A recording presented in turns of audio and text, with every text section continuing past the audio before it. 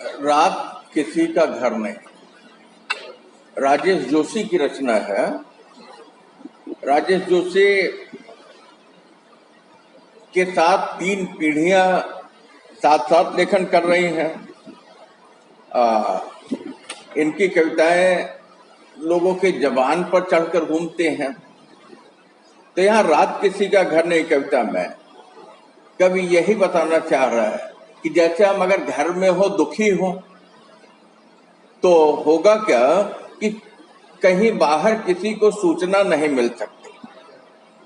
लेकिन अगर हम बाहर हो तो ऐसी स्थिति में हमारा जरा सा भी दुख होगा तो वो दुनिया के सामने आता है। एक बात, घर किसके लिए होता है? घर हमारे लिए एक सुरक्षा है। और यहाँ एक रूपक खड़ा करता है कवि कि रात किसी का घर नहीं, मतलब रात जो है किसी की घर नहीं होती, बल्कि रात में घर में विश्राम किया जाता है। ठीक है।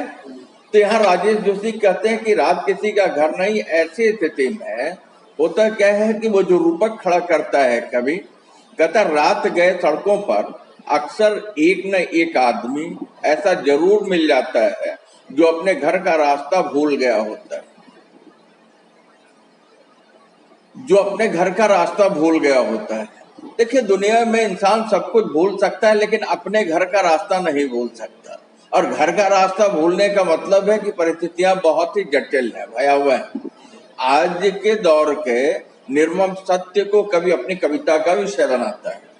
कहता है सड़क पर रात गए सड़कों पर अक्सर एक न एक आदमी ऐसा जरूर मिल जाता है। लगता कविता तो एक कहानी की तरह चल रही है कि होता क्या है कि अक्सर ऐसा होता है कि जब कभी बाहर होता है तो सड़क पर भटकते हुए कोई न कोई ऐसा मिल जाता है।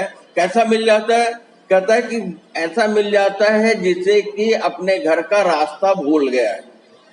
एक बड़ी समस्या है, क्योंकि शाम होने के बाद रात ढलती है तो पूरी दुनिया, पशु पक्षी जितने हैं सारे के सारे अपने घर या अपने घोंसले में चले जाते हैं, ठिकाने में चले जाते हैं।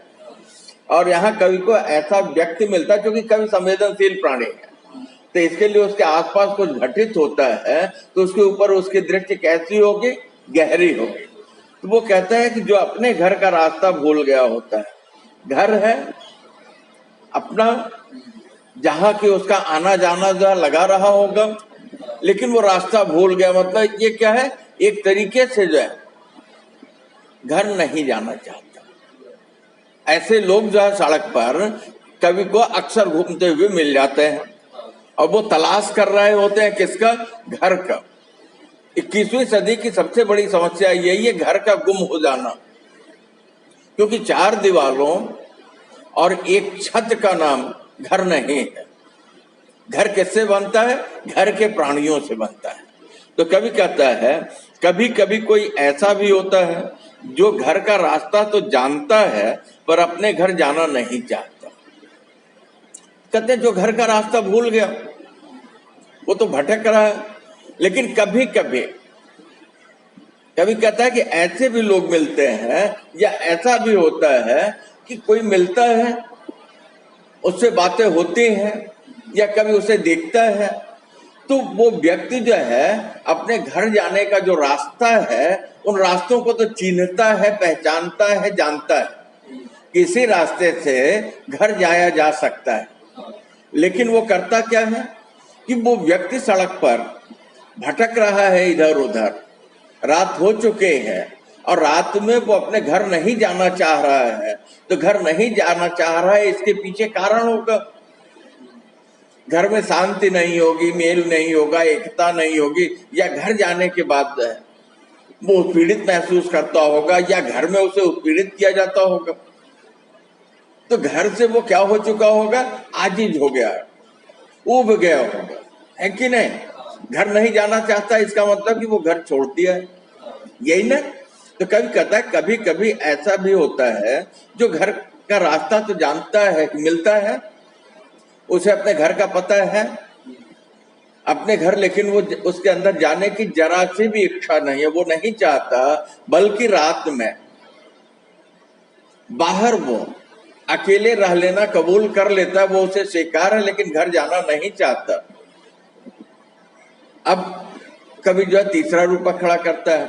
कहता है एक रात मुझे एक बूढ़ा मुझे अक्सर रास्ते में मिल जाता है। कहता है उसके लड़कों ने उसे घर से निकाल दिया है कि उसने पिछले 3 दिन से कुछ नहीं खाया है। लड़कों के बारे में बताते हुए वो अक्सर रुआसा हो जाता है और अपनी फटी हुई कमीज को उघाड़ कर मार के निशान दिखाने लगता है। कहता है उसने बचपन में भी अपने बच्चों पर कभी हाथ नहीं उठाया, लेकिन उसके बच्चे उसे हर दिन पीटते हैं।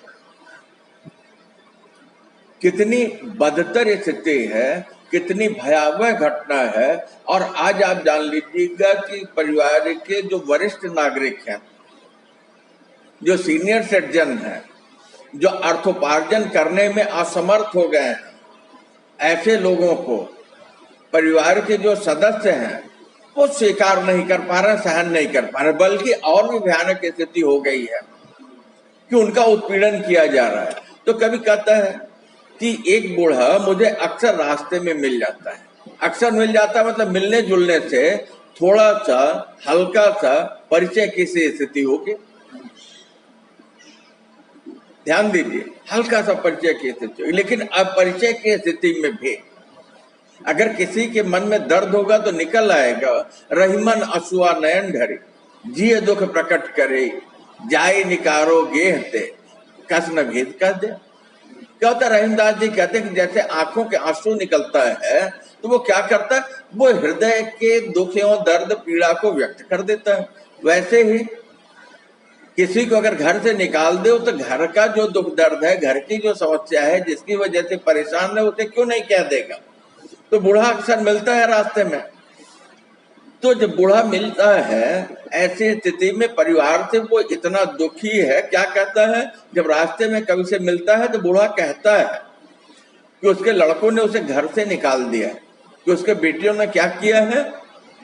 बूढ़ा मिला, कभी से चर्चा हुई तो वो उससे कहता है कि ऐसा है कि मेरे बेटों ने मुझे घर से निकाल दिया है।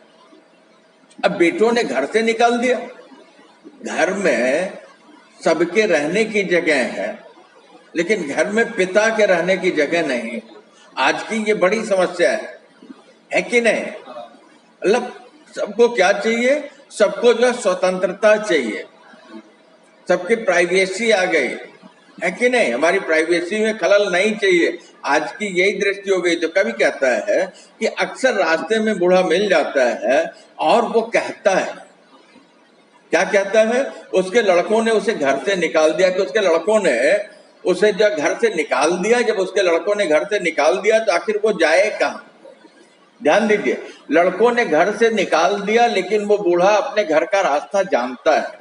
लेकिन जब उसे निकाल दिया गया तो अब अगर वो चाहे वहां जाए तो जा नहीं सकता, क्योंकि निकाल दिया गया है। तो वो कहता है ऐसी स्थिति में उसने पिछले 3 दिन से कुछ नहीं खाया है। तो जब लड़कों ने निकाल दिया है तो घर से बाहर आने के बाद 3 दिन बीत चुके हैं और उस बूढ़े को खाने के लिए नहीं मिला है। मतलब 3 दिनों से वो भूखा, बूढ़ा कैसा है तो भूखा है। ठीक है, घर से निकल गए, बाहर है, अंधेरी रात है और सुरक्षित है। 3 दिनों से भोजन नहीं किया है, उम्र जर्जर है, वृद्ध है, भोजन न करने की वजह से कमजोरी और समस्याएं हैं। तो कहता क्या है, लड़कों के बारे में बताते हुए वो अक्सर रुआसा हो जाता है। मतलब घर से निकाल देना, 3 दिनों से बाप का भूखा रहना। और बूढ़ा जब कभी से बात करता है तो अक्सर बात करने के दौरान जो है वो करता क्या है, लड़कों के विषय में जब बातें करता है, रुआसा मतलब रोने जैसा हो जाता है। रुआसा होना मतलब रोने जैसा, मतलब उसे जो है जैसे रुलाई आ रही हो। क्यों रुआसा हो जाता है, क्योंकि उसके अंदर घर में जो उसे पीड़ित किया जाता है वो आतंक है।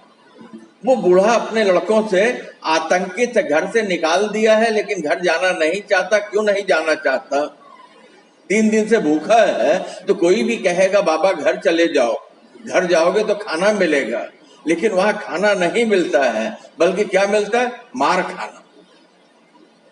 कितनी भयानक, कितनी विसंगतिपूर्ण बात है, कितनी असंस्कारित बात है। बूढ़ा आगे भी कहेगा।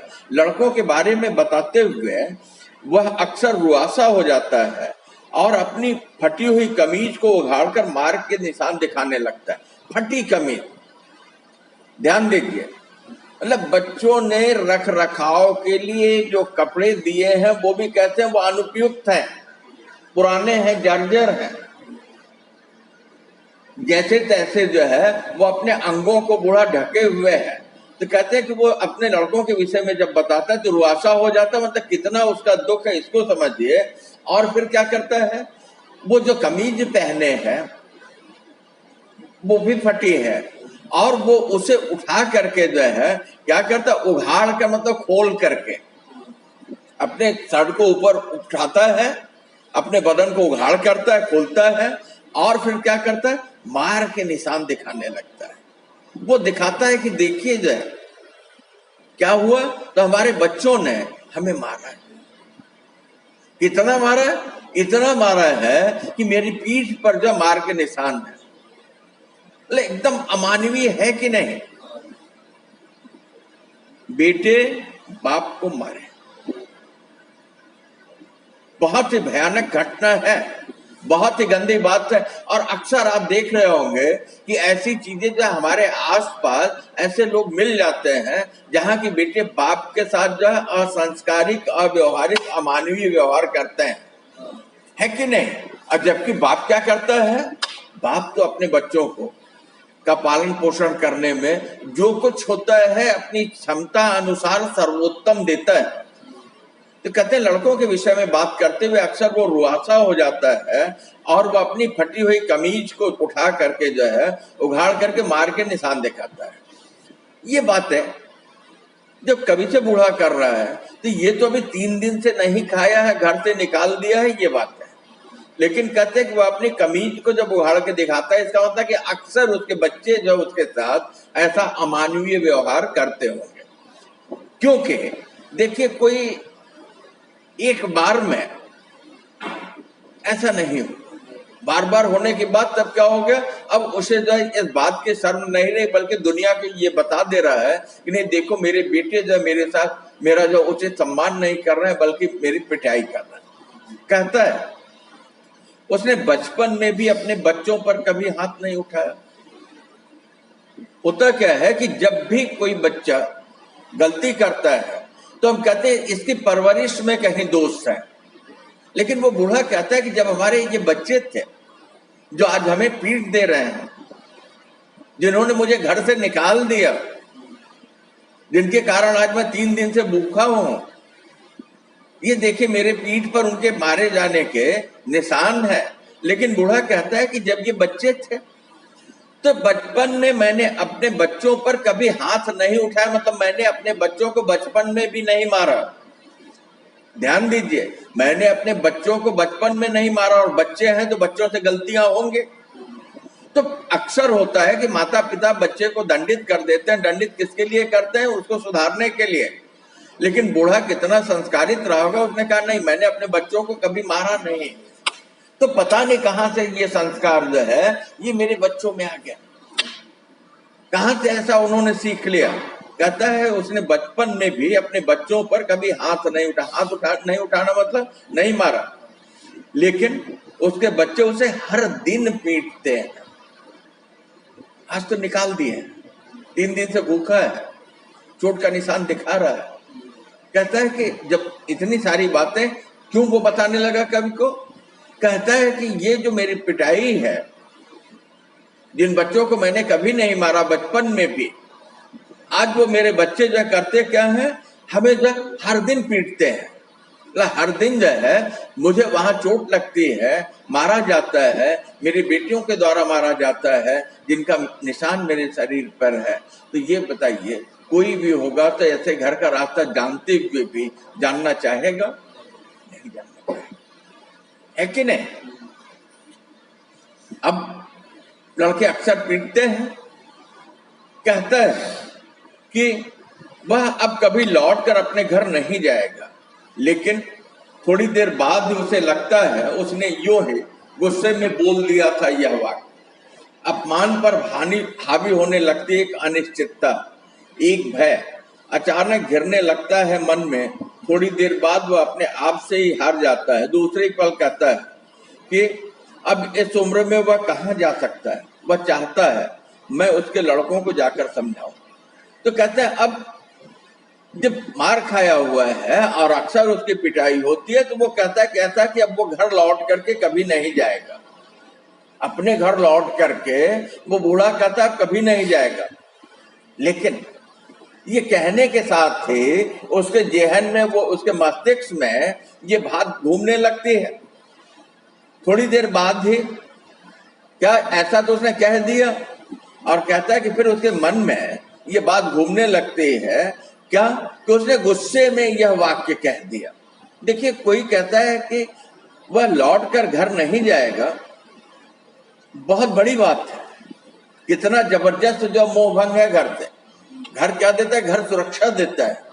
तो कहता है लेकिन जो है ये वाक्य जो है उसके जेहन में घूम जाता है कि शायद गुस्से से कह दिया। क्यों ऐसा होता है? कहता है अपमान पर हावी होने लगती है एक अनिश्चितता। बच्चों के द्वारा रोका जाना, बच्चों के द्वारा सिखाया जाना, बच्चों के द्वारा अनुशासन में रखा जाना और बच्चों के द्वारा अनुशासन में रखे जाने के लिए पिटाई कर देना, इससे बड़ा अपमान क्या हो सकता है। लेकिन कभी कहता है कि वो जो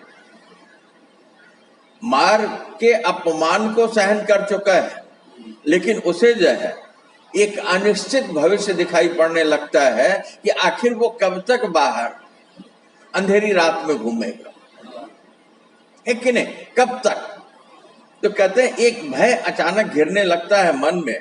थोड़ी देर बाद वो अपने आप से ही हार जाता है। दूसरे पल पर कहता है कभी, अब जो उसके मनोविज्ञान को पढ़ रहा है तो उसके अंदर जो है क्या हुआ, एक भय हुआ, डर पैदा हुआ कि आखिर वो जाएगा कहाँ, रहेगा कहाँ, खाएगा कहाँ, उसे सुरक्षा कहाँ मिलेगी। तो कहते हैं कि इसके बाद वो बूढ़ा जिसने कहा था कि अब वह लौटकर अपने घर नहीं जाएगा, वो फिर जो है जैसे किससे हार जाता है, स्वयं से। क्योंकि अपमान सह करके भी वो निश्चित भविष्य में रहना चाहता है, जहां कि उसे पता है कि उसके लड़कों के द्वारा जो है जरा सी चूक होने पर उसकी पिटाई होगी। तो कहते हैं दूसरे ही पल, पल मतलब होता है क्षण, दूसरे ही क्षण वो कहता है, इतना सब कुछ जो कभी समझ गया, फिर क्या कहता है कि अब इस उम्र में वह कहाँ जा सकता है। देखिए आज क्या है, आज हम सब कुछ का आकलन जो है किससे करने लगे हैं, धन से करने लगे हैं। जो जीवन मूल्य है उसकी जगह जो है हमने अर्थ मूल्य, अर्थ शक्ति को अपना लिया है। अर्थ प्रधान हो गया ऐसी स्थिति में जो भी नॉन प्रोडक्टिव है कि नहीं, जिससे पैदा नहीं होता बल्कि जिस पे खर्च होता है। कितनी भौतिकवादी दृष्टि है। कहते कि अब इस उम्र में वो कहता है कि इस उम्र में, उम्र कौन सी है, काम करने की उम्र समाप्त हो गई। कहता है इस उम्र में वो कहाँ जा सकता है कि नहीं। जीवन के लिए अनिश्चितता है, जीवन के लिए असुरक्षा है। वह चाहता है अब कहीं नहीं जा सकता, 3 दिन से भूखा है, घर का रास्ता जानता है लेकिन घर नहीं जाना चाहता। मन में एक आक्रोश है, गुस्सा है, लौट करके घर नहीं जाएगा। लेकिन भविष्य की अनिश्चितता ने उसे ये चिताया जैसे वो स्वयं के अपमान से पराजित होता है और ये मान लेता है कि नहीं, अपमान जो उसकी नियति है। तो वो कहता है मैं उसके लड़कों को जाकर समझाऊं। मतलब उस बूढ़े की इच्छा है कि कभी जाए और उसके लड़कों को बताए कि भाई ऐसा है, बुजुर्गों के साथ ऐसा गलत जो है अमानवीय व्यवहार नहीं कीजिए जाए, कि लड़के उसे वापस घर में आ जाने दें। वह चुपचाप एक कोने में पड़ा रहेगा, कि वह बाजार के छोटे मोटे काम भी कर दिया करेगा। बच्चों को स्कूल से लाने ले जाने का काम तो वह करता ही रहा है कई साल से। कहते हैं अब वो जाए और बच्चों को समझाए कि लड़के जो है उसे वापस घर में आ जाने दें। मतलब ये नहीं चाह रहा है कि नहीं बच्चे आए और उसे घर में ले जाए। तो लीजिए कितने अपमान बोध को भी पिता जो सहन करता, कहता है कि वो जाकर के समझाए कि भाई मुझे घर में आ जाने दें। कम से घर में रहेंगे तो सुरक्षित तो रहेंगे ना, 2 रोटी तो मिलेगी ना। लेकिन 2 रोटी के लिए देखिए जो है पिता को क्या करना पड़ा, मार तक खाना पड़ जा रहा है। तो कहता है वो घर के एक कोने में क्या करेगा, चुपचाप पड़ा रहेगा, मतलब कुछ भी नहीं बोलेगा। जो मैंने कहा कि आज जो सबको क्या चाहिए, प्राइवेसी चाहिए, पर्सनल लाइफ चाहिए, किसी का हस्तक्षेप नहीं चाहिए। नहीं तो पहले हमारे यहाँ 3-3 पीढ़ियां रहते थे, दादाजी, पिताजी और हम, और फिर हमारे बच्चे होते थे, और ये 3 और 4 पीढ़ियां जो बड़ी खुशी से रहती थी, पारिवारिक सुरक्षा थे। तो कहता है कि वो एक कोने में घर के पड़ा रहेगा चुपचाप, कुछ नहीं बोलेगा, लेकिन वो उसे घर में रहने दे, घर नाम की सुरक्षा जो है उसके सर पे रहे। कहते हैं कि वो बाजार से जो छोटे मोटे काम है, जितना वो कर सकता है कर दिया करेगा। बूढ़ा कहता है कि जो छोटे मोटे घर के काम है बाजार से ले आने के, वो कर देगा, और बच्चों को स्कूल लाने और ले जाने का काम तो वो करता ही रहा है। कब से? कहते कई सालों से, मतलब सालों से बच्चों के उस स्कूल ले जाने और ले आने का काम वो करता रहा है। इसके अलावा भी और जो भी बाजार से कुछ लाना ले जाना रहेगा वो कर देगा। लेकिन जो है आप उनको समझाइए कि उसके बच्चे जो उसे घर में आ जाने दें। इतनी बातें हुई, फिर क्या होता है, कविता का जो चौथा चरण शुरू होता है, वह चुप हो जाता है, थक कर बैठ जाता है। जैसे ही लगता है उसकी बात पूरी हो चुकी है, वह फिर बोल पड़ता है, कहता है मैं बूढ़ा हो गया हूं, कभी कभी चिड़चिड़ा जाता हूं, सारी गलती लड़कों की ही नहीं है, वे मन के इतने बुरे भी नहीं, हालात ही इतने बुरे हैं, उनका भी हाथ तंग रहता है, उनके छोटे छोटे बच्चे हैं और वो मुझे बहुत प्यार करते हैं, मेरा तो पूरा समय उन्हीं के साथ बीत जाता है। फिर अचानक खड़ा हो जाता है, कहता है हो सकता है वे मुझे ढूंढ रहे हैं, उसमें से कोई न कोई थोड़ी देर में ही मुझे लिवाने आ जाएगा। आप अगर मेरे लड़कों में से किसी को जानते हो तो उससे कुछ मत कहिएगा, सब कुछ ठीक हो जाएगा। देखिए इस बात को समझने की जरूरत है। जहां जो है एक बूढ़े के माध्यम से कभी जो बातें कर रहा है, ऐसा तो नहीं है कि ऐसा हमारे घर में हो रहा है, लेकिन आप देख लीजिए तो बुजुर्ग होते हैं तो बच्चों को विद्यालय ले जाने ले आने का और घर में के छोटे मोटे अन्य काम करने का, कुछ नहीं तो दरवाजे पे बैठे हैं तो परिवार की जो सुरक्षा का काम तो हो ही जाता है। तो कहता है चुप हो जाता है, थक कर बैठ जाता है, जो अपनी बात कह रहा था कहते कहते थक जाता है, बैठ जाता है। जैसे उसे लगता है कि उसकी बात जो है पूरी हो गई। क्या पूरी हो गई? कि भाई वो जाकर के बच्चों को समझा दे कि उसे घर में आ जाने दें, और वो घर में आ जाएगा तो एक कोने में पड़ा रहेगा, किसी को कुछ भी नहीं बोलेगा, बाजार से सामान वामान भी लेता आएगा अगर जो आवश्यकता होगी तो, और बच्चों को तो स्कूल जो है ले आता रहा। तो कहते फिर वो बोल पड़ता है पछताते हुए, मैं बूढ़ा हो गया। तो कहता है कि मैं क्या हो गया हूं, शायद जवान होता है तो लोग घर से निकालते नहीं, अगर जवान होता ऐसी कोई विपरीत परिस्थिति होती तो वो प्रतिवाद करता। कहता मैं बूढ़ा हो गया हूं, और जब मैं बूढ़ा हो गया हूं तो देखिए जब उम्र बीत जाती है तो एक चिड़चिड़ाहट आ जाती है, या बच्चे कुछ कर रहे होते हैं और उनसे गलतियां होती है, तो चूंकि बूढ़े के पास उम्र का अनुभव होता है तो वो कहता है बेटा ऐसा मत करो, ऐसे नुकसान होगा। कहता है मैं बूढ़ा हो गया हूं, कभी कभी चिड़चिड़ा जाता, मतलब कभी कभी मुझे जो है चिड़चिड़ाहट, हल्की सी गुस्सा आ जाती है कि नहीं? तो कहता है सारी गलती लड़कों की नहीं है, बेटों ने पिता को पीटा है, इतना अपमान बोध है। कहता है सारी गलती जो है बेटों की नहीं है, मेरी चिड़चिड़ाहट की वजह से शायद उन्होंने ऐसा कर दिया, तो गलती जो है उन्हीं की नहीं है, गलती मेरी भी है। ठीक है, अरे पिता की गलती कुछ भी हो लेकिन उसकी गलती गलती नहीं होती। कहता है वे मन के इतने बुरे भी नहीं है। कहते मेरे जो बेटे हैं वो मन के बहुत बुरे नहीं है। बुरे किसके हैं? तो कहते हैं हालात ही इतने बुरे हैं, उनका भी हाथ तंग रहता है। कहते कि आज के हालात मतलब जो परिस्थितियां हैं वही बुरे हैं, क्योंकि आज जो क्या हुआ है, हमने अपनी आवश्यकताओं को बढ़ा लिया है, और हमने अपनी आवश्यकताओं को बढ़ा लिया है तो हमारी समस्याएं बढ़ गई हैं। तो कहता है कि अब आवश्यकताओं को बढ़ा लिया तो हमारी जो आमदनी है वो क्या होती है कि हमारी आवश्यकता के अनुरूप कम होती है, तो हमेशा हमारे हाथ तंग होते हैं, है कि नहीं? कहते हैं उनका भी हाथ तंग रहता है, मतलब उनके पास भी बहुत से खर्चे होते हैं। हाथ का तंग होना मतलब पैसे की कमी लगी रहती है। उनके छोटे छोटे बच्चे और वो मुझे बहुत प्यार करते, कहते हैं और लड़कों के जो लड़के हैं वो छोटे छोटे हैं और उनके वो जो छोटे छोटे बच्चे हैं वो मुझे बहुत प्यार करते हैं। तो उनके छोटे छोटे बच्चे मतलब उनका हाथ तंग रहता है। कारण ये है कि वो धनार्जन जो करते होंगे, परिवार के भरण पोषण और उनकी जो आवश्यकताएं हैं, और उनके भी बच्चे हैं, तो वो क्या करें? देखिए अपमान बोध कैसे जो है वो धीमे धीमे डाइल्यूट हो रहा है, पिघल रहा है। कहते हैं और मुझे बच्चे जो क्या करते हैं, बहुत प्यार करते हैं। मेरा तो पूरा समय जो है कैसे बीत जाता है, उन्हीं छोटे छोटे बच्चों के बीच में बीत जाता है। और फिर अचानक वो बूढ़ा जो अभी कवि के पास बैठा हुआ ये कह रहा था कि वो जाकर के उसके बच्चों को समझा दें, वो अपनी जगह से खड़ा हो जाता है, क्रियाशील हो जाता है, गतिशील हो जाता है, और वो खड़ा होकर के कहता है हो सकता है,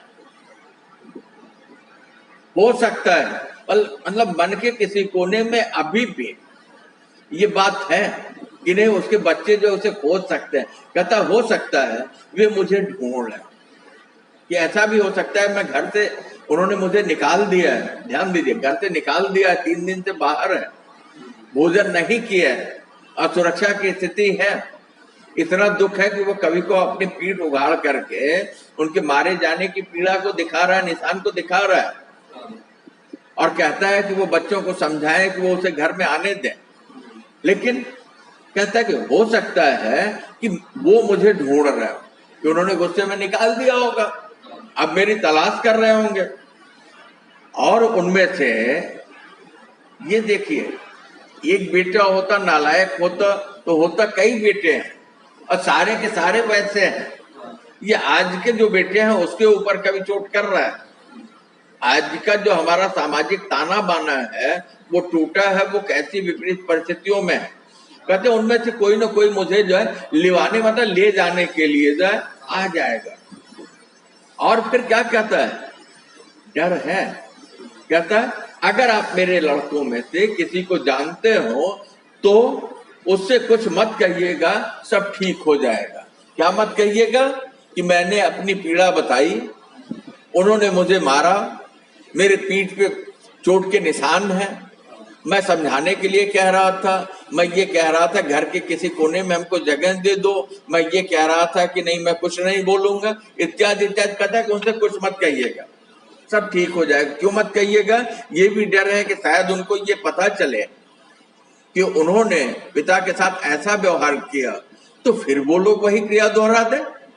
तो कहते सब ठीक हो जाएगा, मतलब समय के साथ जो है ठीक हो जाना, मतलब क्या, धीमे धीमे जो है उस बूढ़े के दिमाग की कंडीशनिंग होने लगी है। कहते ठीक हो जाएगा, ठीक है, गलती हुई है, सब ठीक हो जाएगा। बुदबुदाते हुए आगे चल देता है। कहता है कि इस बात को स्फुट स्वरों में कहते सब ठीक हो जाएगा। वो जो आगे की तरफ बढ़ जाता है। रात किसी का घर नहीं होती, किसी बेघर के लिए, किसी घर से निकाल दिए बूढ़े के लिए, मेरे जैसे आवारा के लिए। तो कभी कहता है कि ऐसा है कि ये रात जो है कि किसी का घर नहीं होती। किसका घर नहीं होती? कहता है एक तो मेरे जैसा भटकने वाला व्यक्ति जो यायावरी में घूम रहा है, आवारा मतलब जिसका कोई काम न हो, कहते जो यायावरी में घूम रहा है, और ऐसे किसी बेघर के लिए जिसके पास अपना कोई घर न हो, ऐसी स्थिति में रात जो है किसी का घर नहीं है, मतलब रात में किसी के पास घर नहीं होता। कैसे लोग? एक तो ऐसे लोग जिनके पास अपना घर नहीं है, दूसरे कौन से लोग? कहते हैं ऐसे लोग जिन्हें घर से निकाल दिया गया, जैसे ये बूढ़ा, रात में इसके पास भी घर नहीं है। और तीसरा जो हमारे जैसे लोग, कहता है कि ऐसे लोगों के पास जो है रात में घर नहीं होता, रात किसी का घर नहीं है, ठीक है, रात किसी का घर नहीं होती। उसके अंधेरे में आंसू तो छिप सकते हैं कुछ देर, लेकिन सिर छिपाने की जगह वह नहीं देती। कहते हैं कि रात का जो अंधेरा है, इस अंधेरे में उसके मन का जो दर्द है, जिसकी वजह से उसके आंखों से आंसू निकल रहे हैं, कहते हैं कि अंधेरे में वो दिखाई नहीं पड़ सकते। लेकिन सही बात यह है कि ये जो काली अंधियारी रात है, ये रात क्या कर सकती है? उसे जो सर छुपाने के लिए घर तो नहीं दे सकती ना, बाहर तो वो कैसा रहेगा? असुरक्षित रहेगा। तो कभी कहता है कि मैं बूढ़े से पूछना चाहता हूं पर पूछ नहीं पाता, मैं बूढ़े से पूछना चाहता हूं, लेकिन इतनी सारी जो बातें हो गई, इन बातों ने कवि को असमंजस में डाल दिया। अब कैसे पूछे? अगर बूढ़ा पूछे, क्योंकि वो कह रहा था ना बेटों को समझाए उसे घर में आने दे, तो अगर कवि जो है बूढ़े से पूछे तो वो तो खुद ही रात में घर नहीं है उसके पास, तो कहता है मैं उसके बेटों से पूछना चाहता हूं, पूछ नहीं पाता। क्यों नहीं पूछ पाता? कि वह जिस तरफ वह जा रहा है, क्या उस तरफ उसका घर है? क्योंकि बूढ़े ने बुदबुदाते हुए वो चल दिया। कहते मैं उससे पूछना चाहता हूं कि भाई ये बताओ, तुम जिधर जा रहे हो उधर ही तुम्हारा घर है, या आ जाइए, या तुम्हारा घर जो है ठीक उसके विपरीत कहीं दूसरी तरफ है, और तुम घर से निकले हुए, तुम्हें जो है निकाले हुए 3 दिन हो गए और अभी बिना कुछ खाए पिए भटक रहे हो। ऐसी स्थिति में तुम ध्यान देना किशन, ऐसी स्थिति में जिस तरफ वह जा रहा है, क्या उस तरफ उसका घर है, कि तुम अपने घर के नजदीक जा रहे हो या अपने घर से और दूर जा रहे हो? बेटा कविता यहाँ अंतिम लाइन में आके खुलती है कि सही बात तो यह है कि हमारे जो वरिष्ठ नागरिक है, सीनियर सिटीजन है, वो हमारे घरों से दूर होते चले जा रहे हैं, और हम अपने वरिष्ठ नागरिकों को जरा भी समझने को तैयार नहीं है। कविता यही पूरी होती है। अपने आसपास आपने देखा होगा ऐसे लोग भी मिल जाते हैं जो कि अपने बच्चों से कहते हैं कि दादाजी से या दादी जी से या नाना जी से या नानी जी से बात मत करना, ये गंदे हैं, इनके साथ बात करोगे तो तुम्हारी भाषा बिगड़ जाएगी, इत्यादि इत्यादि। मिलते हैं कि नहीं? और आज की पीढ़ी तो अपने पिता की बातों को सुनने को तैयार नहीं है। कविता अगर 90 के दशक की है तो आज 2024 में हम इसका मूल्यांकन कर रहे हैं, तो सोच लीजिए कितना पानी सर से बह चुका है।